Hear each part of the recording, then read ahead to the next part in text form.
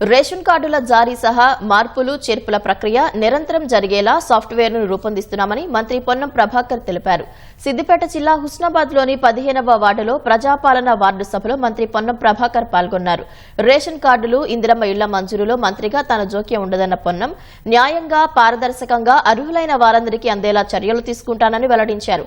అధికారులు ప్రజాపాలన సభల్లో ప్రతి ఒక్కరి నుంచి దరఖాస్తులు స్వీకరించి అర్హులను గుర్తించాలని సూచించారు. అనంతరం పలు వార్డుల్లో అభివృద్ది పనులను ప్రారంభించిన మంత్రి పొన్నం 19వ వార్డులో దళితులతో కలిసి డప్పు వాయించి అందరినీ ఆకట్టుకున్నారు. జనాభా ప్రాతిపదికన అన్ని గ్రామాలకు ఇందిరమ్మ ఇళ్లు వస్తాయి.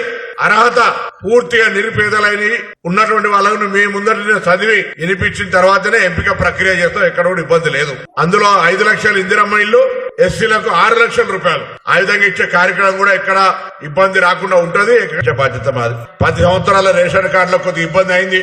పుట్టిన బిడ్డ పెరిగి లేదా కుటుంబాలు వేరుపడి ఈ ఇంటి బిడ్డ ఆ ఇంటి కోడలై మార్పులు చేర్పులకు చాలా ఇబ్బంది రకమైన పరిస్థితి ఉండే. ఇప్పుడు ప్రభుత్వం అర్హత ఉన్న ప్రతి ఒక్కరికి రేషన్ కార్డు ఇవ్వాలని, మార్పులు చేర్పులు ఒక రోజుకొరికే పరిమితం కాదు, నిరంతరంగా. సపోజ్ ఈ ఇంటి బిడ్డ వేరే ఇంటి కోడలైతే ఇక్కడ నుంచి కార్డు వాళ్ళ ఇంటి పేరు మార్చుకోవడానికి, అక్కడి నుంచి ఇక్కడికి వస్తే ఇక్కడికి మార్చుకోవడానికి, చనిపోయిన తొలగించడానికి సాఫ్ట్వేర్ తీసుకొచ్చి ఎటువంటి జాప్యం లేకుండా చేసే కార్యక్రమం జరుగుతా ఉన్నది.